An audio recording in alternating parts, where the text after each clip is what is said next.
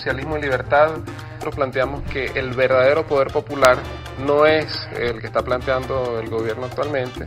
sino que consiste en que de verdad la gente pueda decidir su propio destino, que las organizaciones que la propia gente se da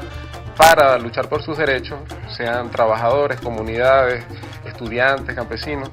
son las organizaciones que articuladas deben generar una nueva institucionalidad para permitir que se desarrolle una democracia profunda. Actualmente el gobierno habla de poder popular, pero no son las organizaciones populares y obreras las que determinan el funcionamiento de las instituciones, sino que es al revés. Es el gobierno, es el Estado venezolano el que se entromete en la vida interna de los sindicatos, el que viola la autonomía y la libertad sindical, el que impide la creación de centros de estudiantes en las universidades, por ejemplo, las universidades no autónomas como la UNEFA, la UBB, el que incluso partidiza y convierte los consejos comunales en instancias de clientelismo y de control, de corporativización del movimiento popular. Entonces, digamos, el eje transversal de nuestra propuesta es efectivamente construir instituciones mucho más democráticas bajo control de los trabajadores y del pueblo. Concretamente, lo que tiene que ver con la salud, con la educación, nosotros vemos con mucha preocupación cómo las gestiones que hasta ahora hemos tenido, tanto las encabezadas por políticos de la MUD como políticos del PSUV o del Polo Patriótico, han estado al servicio de los intereses de pequeños grupos de empresarios, no han estado al servicio de las mayorías populares. Para poner un ejemplo, la gobernación y la alcaldía de Mérida gastan muchísimo más dinero en subsidiar a los empresarios taurinos que lo que se gasta, por ejemplo, en educación técnica agrícola en un estado como lo es el estado de Mérida, que es un productor inminente de hortalizas.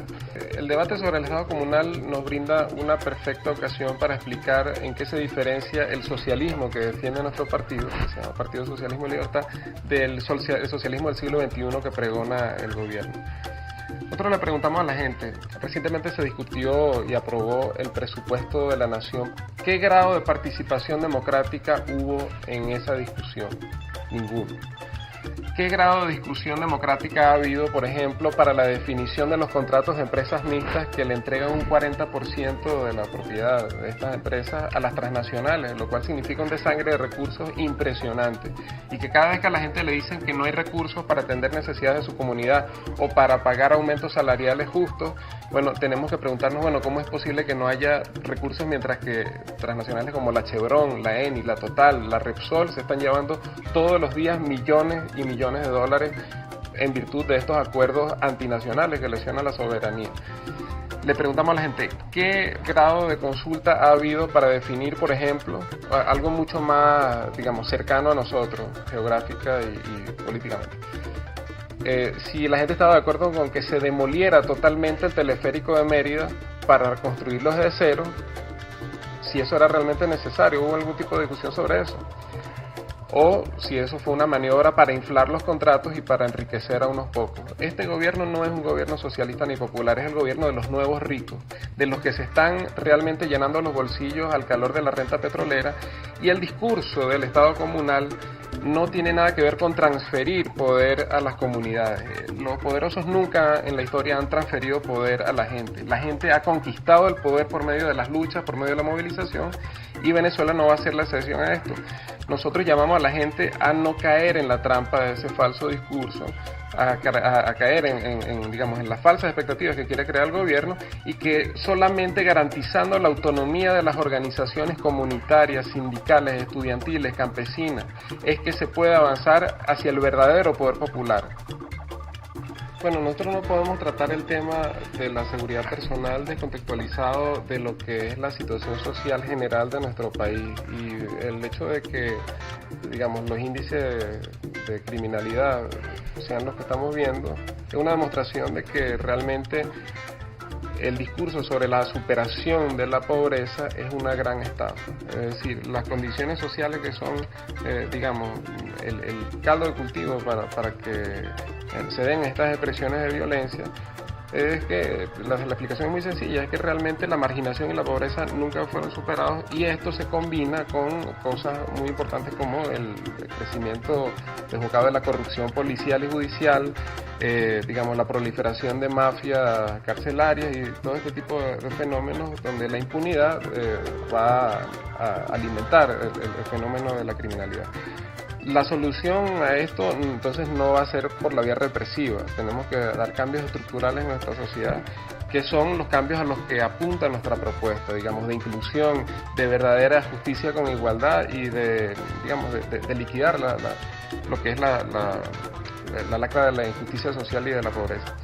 Pero además, en lo inmediato, hay que tomar medidas para que el salario de los policías sea un salario digno. No puede ser que se empuje también al funcionariado, digamos, de la seguridad, a la corrupción por la vía de unos salarios miserables de hambre. También es muy importante, como decíamos, pues atacar el tema de las mafias carcelarias, de las mafias judiciales, y en ese sentido, digamos, atacando el problema desde las múltiples dimensiones que tiene, es que podemos de verdad cambiar la situación. Nosotros somos muy críticos del sistema electoral venezolano por varias razones. La primera de ellas es que no existe la representación proporcional en los cargos, en los organismos colegiados como la Asamblea Nacional, los consejos legislativos o los consejos municipales. Es decir, un partido que tenga el 50% de los votos pudiera tener la totalidad de los cargos. Eso es algo sumamente antidemocrático. Y eso, digamos, es una incorporación de la Ley Orgánica de Procesos Electorales. La MUD tampoco ha objetado estos mecanismos que le favorecen en los estados donde ellos son mayoría. Otro aspecto que es sumamente antidemocrático del proceso electoral es que no existe financiamiento público ni espacios de radio y televisión gratuitos para los candidatos. A la final, ¿en qué se traduce todo esto? Bueno, en que el dirigente social, comunitario, el dirigente obrero, que tienen legítimas aspiraciones de representación política, pues están en una gran minusvalía frente a los candidatos del sistema, a los candidatos de la burguesía, a los candidatos que pueden forrar la ciudad con afiches, con pendones, los que pueden pagar pautas publicitarias sin ningún tipo de límites. Entonces, nosotros consideramos que hay que señalar esas desigualdades. La gente tiene en estas elecciones la oportunidad de pasarle factura a la MUD, al PSUV, a los candidatos del sistema, a los candidatos que defienden el statu quo y que por lo tanto, por supuesto, son los grandes financiados, los consentidos del capitalismo en Mérida.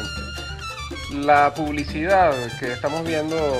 millones de bolívares derrochados en las calles de Mérida y en todo el estado, la gente tiene que preguntarse si está dispuesta a votar por candidatos que ya tienen hipotecado su proyecto político a los financistas que están, digamos, respaldando esas candidaturas. O si, por el contrario, están dispuestos a apoyar a luchadores sociales que todos los días están acompañándonos en las movilizaciones.